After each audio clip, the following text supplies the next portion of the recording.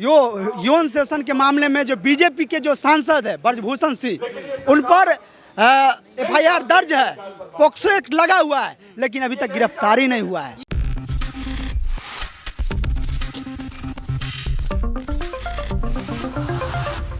Next 9 news में आपका बहुत बहुत स्वागत है। मैं हूं आपके साथ अब्रारुल हक रहमानी। मणिपुर हिंसा को लेकर लगातार कई महीनों से इस बात की चर्चा की जा रही है कि केंद्र की सरकार ने इस पूरे मामले को नियंत्रित करने के लिए क्या बड़े फैसले लिए हैं और इन फैसलों का असर मणिपुर पर कितना पड़ा है। दरअसल बीते दिनों आपने देखा इनब्रेन सिंह और कुकी जो समुदाय है उसके कई लोगों से गृह मंत्री अमित शाह की मुलाकात हुई थी और दरअसल इस मुलाकात के कई सियासी मायने भी निकाले जाने लगे। ये कहा जाने लगा कि इस मुलाकात से मणिपुर की हिंसा पर पूरी तरीके से नियंत्रण पा लिया जाएगा। अब विपक्ष की तरफ अगर रुख करें तो विपक्ष पर भी एक बड़ा सवाल खड़ा होता है कि मानसून सत्र के दरमियान लगातार विपक्ष इस मुद्दे को गंभीरता से उठा रहा था, इस पर सरकार को घेरा जा रहा था, लेकिन आज मणिपुर पर कोई भी विपक्ष का बड़ा नेता बात करता नजर नहीं आता है। तो क्या ये मात्र सत्र भर के लिए था मणिपुर की चिंता का जो एक पूरा मामला देखने को मिला, और अब उस पूरे मुद्दे पर क्यों नहीं बात की जा रही है? इन्हें तमाम मामलों को लेकर के हमारे संवाददाता ने लोगों से बात की, समझने की कोशिश की कि आम जनता की क्या राय है। देखिए इस खास रिपोर्ट। वो तो आप भरिए, नई शिक्षा नीति जो लाके वो मोदी जी वो छात्र को जो कॉलेज कैंपस से बेदखल कर रहे हैं, और गरीब को जो है, किसान के जो बच्चे हैं उनको चाहे कॉलेज कैंपस में न पढ़े और न हमसे सवाल करे।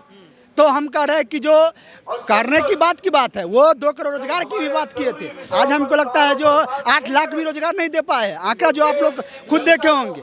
तो हम कह रहे हैं कि जो पहले आप देश पे आइए और देश के जो मुद्दे, नौजवान की छात्र की मुद्दा है उस पर आइए। 2024 का जिक्र कर लेते हैं। 2024 का चुनाव नजदीक है, क्या आपको लगता है कि इंडिया वर्सेस एनडीए की लड़ाई में इंडिया जीत पाएगा? क्योंकि यहाँ पर सवाल ये उठ रहा है कि जो इंडिया नाम रखा गया है वो नाम ठीक नहीं है। आपने इंडिया को बदनाम करने की कोशिश की है। ऐसा कोई बात नहीं है। हमारे देश इंडिया है, भारत देश में जो है इंडिया नाम रखा अच्छा बात है।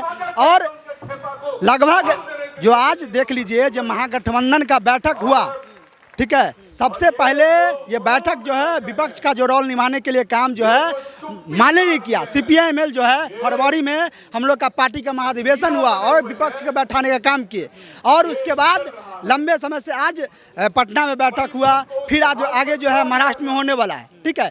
तो आज देख लीजिए जो NDA की जो बात कर रहे हैं मोदी जी, आज इंडिया नाम पड़ा और महागठबंधन जो देश के एकजुट हो रहा है।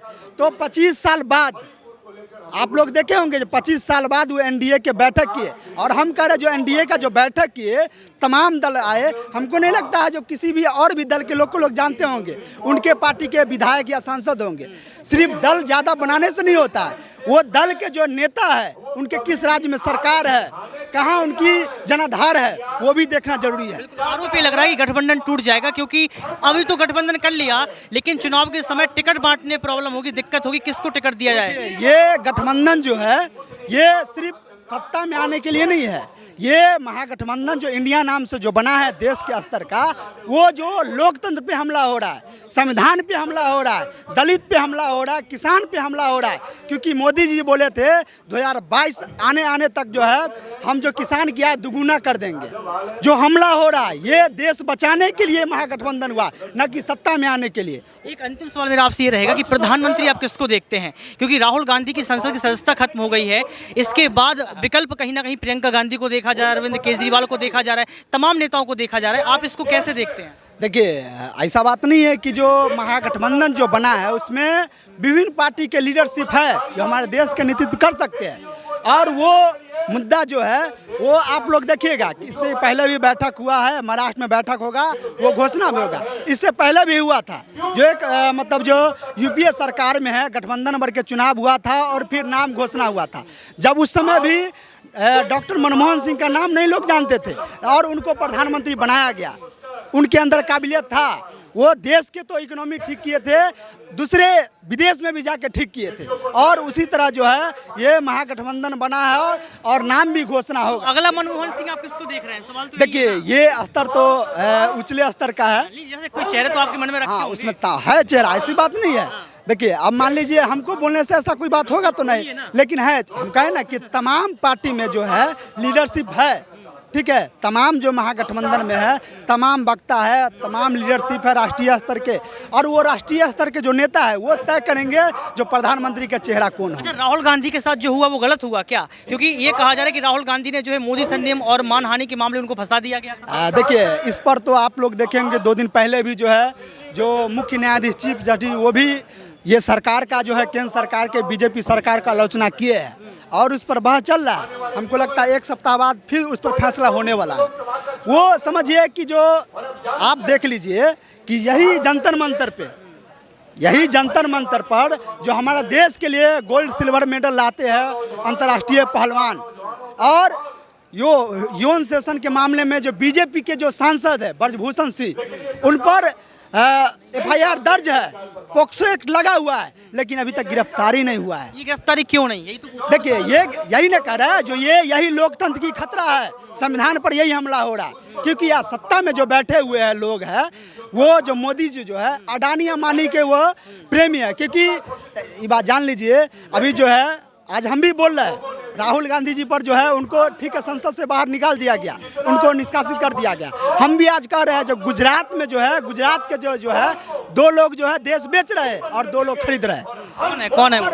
मोदी जी और अमित जी जो है देश बेच रहे हैं, अडानी अंबानी जो गुजरात को वो खरीद रहे हैं। और ये खेल अब चलने वाला नहीं है क्योंकि जनता जग चुकी है और हम लोग जगा रहे हैं, क्योंकि वो शिक्षा पर हमला कर रहे हैं। और हम लोग लेटेस्ट बयान देश के प्रधानमंत्री का आया कि ये भ्रष्टाचारियों का सम्मेलन है, भ्रष्टाचार को इकट्ठा कर लिया गया है। इसमें सच्चाई है? सारे नेताओं को भ्रष्टाचारी नेता बोल। एक चीज बताइए, अजीत पवार जो है क्या दूध से धुले हुए थे? मोदी जी उसी पर बयान दे रहे थे।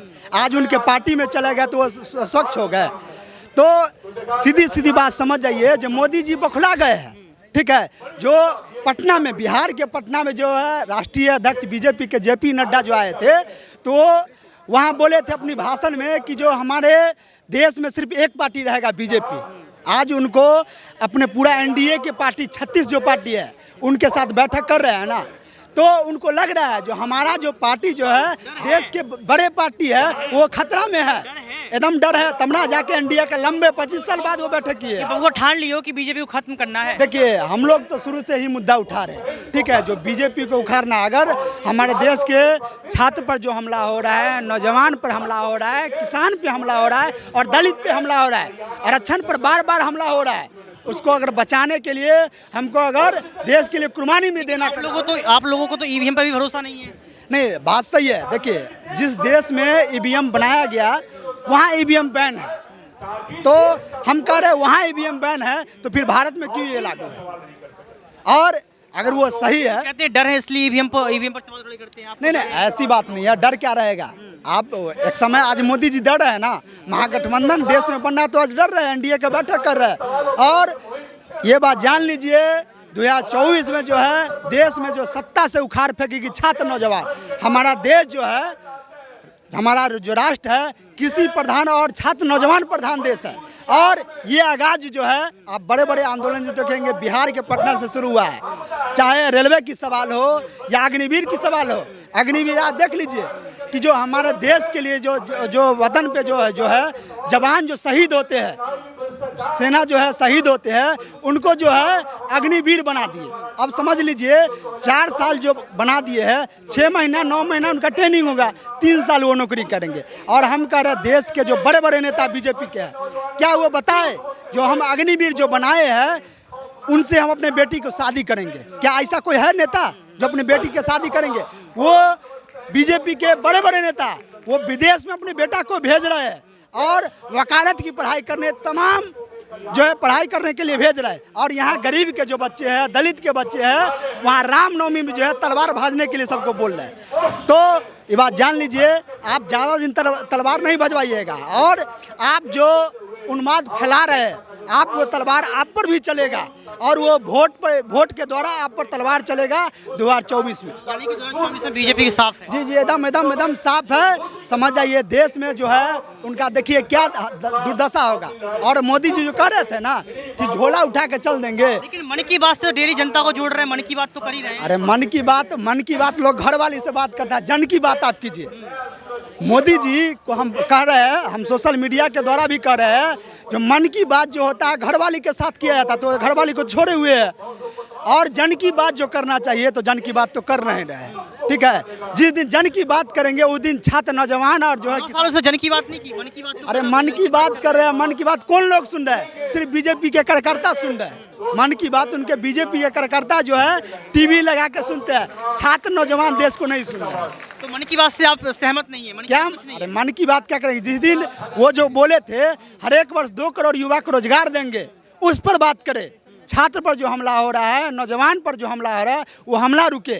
जो तमाम सेक्टर तो आपने देखा दर्शकों, आम जनता के जहन में वही बड़े सवाल है कि ये जो सामुदायिक हिंसा लगातार कई महीनों से चल रही है, इसको रोकने में केंद्र की जो सरकार है वो असफल क्यों रही?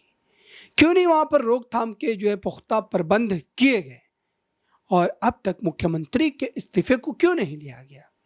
ये तमाम बड़े वाजिब सवाल हैं जो इस वक्त भी बनते नजर आ रहे हैं। आप देखते हैं कि इस पर केंद्र सरकार की इस बड़ी पहल के बाद जो मुलाकात हुई है अमित शाह से, उसके बाद के नतीजे किस ढंग से देखने को मिलते हैं। इस खास रिपोर्ट में बस इतना ही। जुड़े रहिए बड़ी खबरों के लिए नेक्स्ट 9 न्यूज़ के साथ।